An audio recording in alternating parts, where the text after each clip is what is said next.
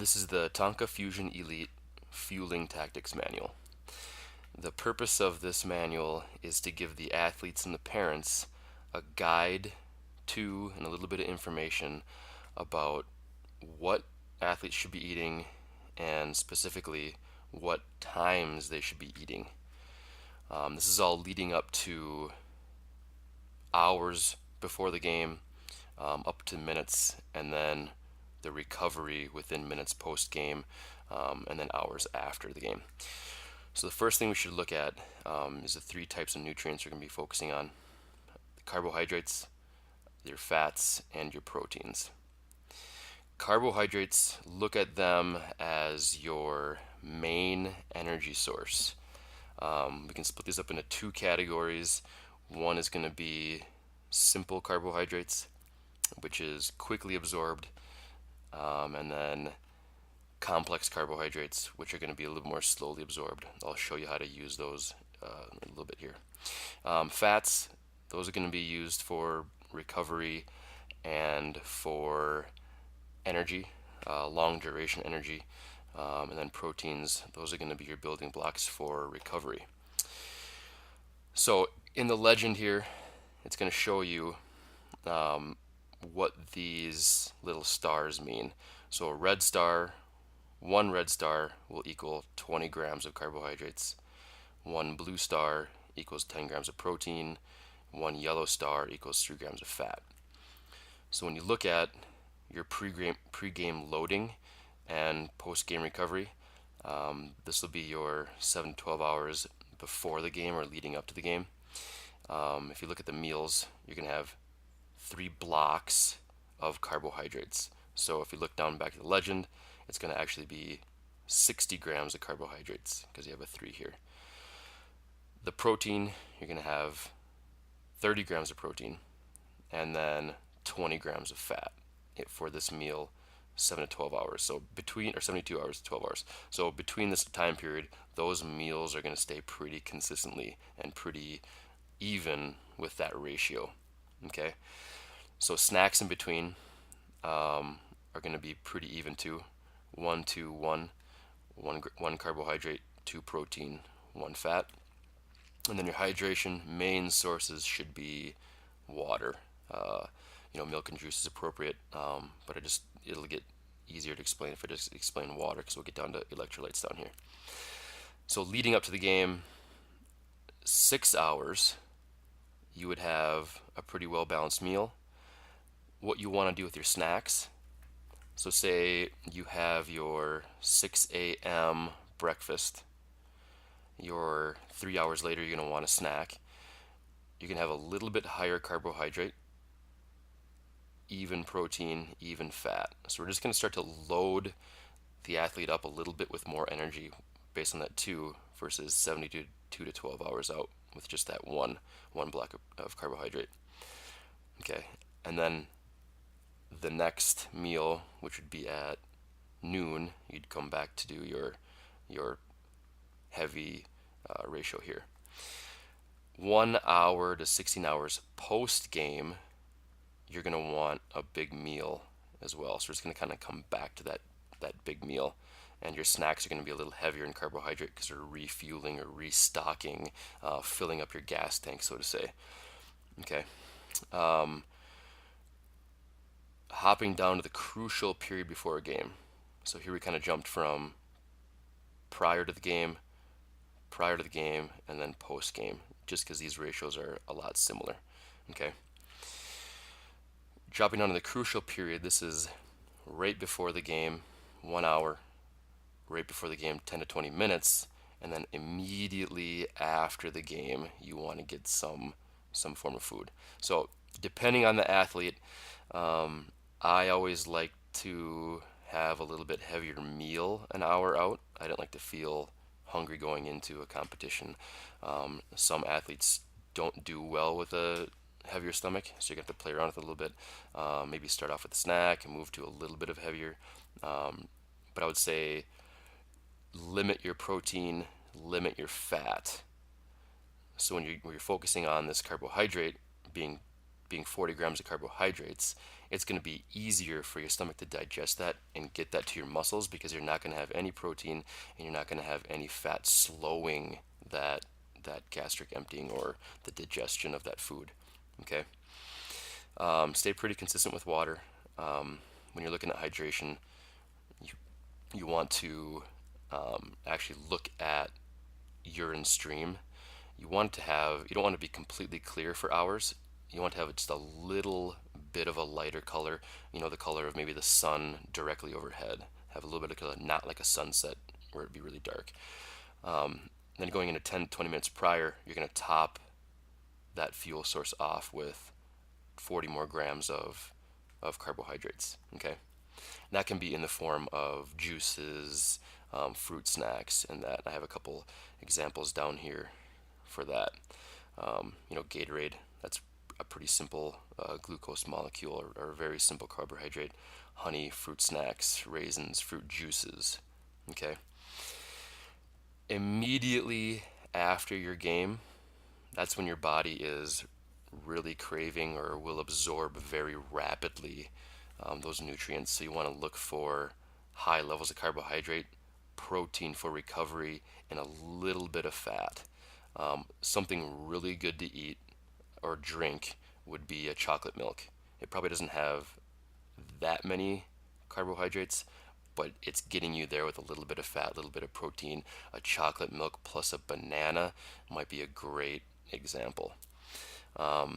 So, following this chart, looking in here, it basically shows you your fastest absorbing things all the way to your complex carbohydrates, which are very or more slowly absorbing.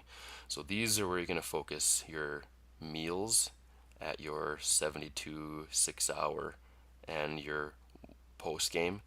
You're going to focus on these categories, and then before the game and directly after, you're going to focus more on these simple carbohydrates. Um, you know, treats, it's inevitable. You're probably going to want to have something like that.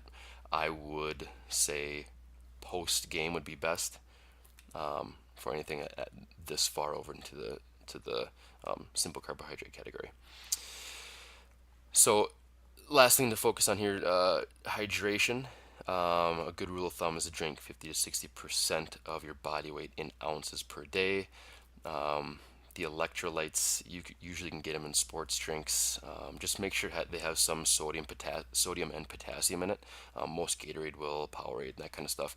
When you're drinking just water, usually, these foods from these categories, they will have some sodium in them, so you don't have to worry too much about getting your electrolytes, this far out.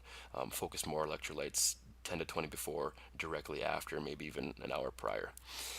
So second sheet, these are more examples. This would be examples of meals with simple and complex carbohydrates built in. A typical chicken breast, which is the size of a deck of cards, that would that block you up on some protein. The broccoli, which is a complex carbohydrate, would kick the red category up one, and then your rice, which kicks that category up two. So you get a total of 3 carbohydrates there, 3 proteins with a chicken breast, and then usually if you mix in, a glass of milk, or if you are cooking with olive oil, your fat will be at 1. Inevitably, on the road, your time is of the essence. You need to stop at McDonald's. These 2 categories I'm just kind of showing you, or McDonald's, French fries, and cheeseburgers. I'm just showing you the ratios here. So the carbs aren't bad, the proteins aren't bad. What you're just going to look at is more of the fat content. Now, fat's not necessarily a bad thing, but it is when you're looking at an hour out from competition, right? That's going to really slow down the absorption of the carbohydrate. So fats mixed in with carbs takes time to process and leaves you feeling a little bit heavier. It doesn't get to the muscle quick enough. So I would definitely save, McDonald's, French fries, cheeseburgers until post game, at an hour out, where you have a couple hours to let that settle. Okay, popular choice, spaghetti. 1 cup. It's going to be good carbohydrates. That's pretty much all spaghetti is. Carbs, maybe a gram of protein. But with this meat sauce, you're going to kick up your fat content. You're going to kick up your protein content a little bit. So depending on when you want to have your spaghetti, if you want to have your spaghetti more like an hour out of your competition, I would just go really light on that meat sauce because that's what's going to bring that fat down if you just have a regular pasta sauce with your spaghetti. Another popular one, pepperoni.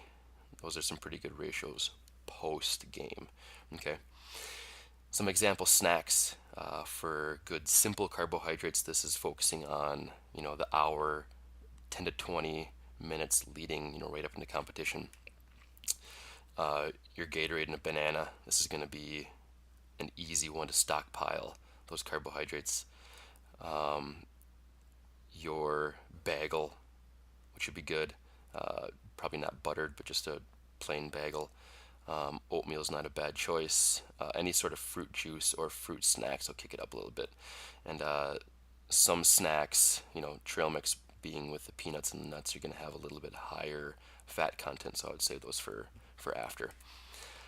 If you look over here, recovery tips. I put recovery tips in there just because nutrition is a form of recovery. And the way to really kick that recovery to speed up the recovery process is to actually influence your athlete's feeling or nervous system. You want to signal that parasympathetic nervous system, which is known as the rest and digest.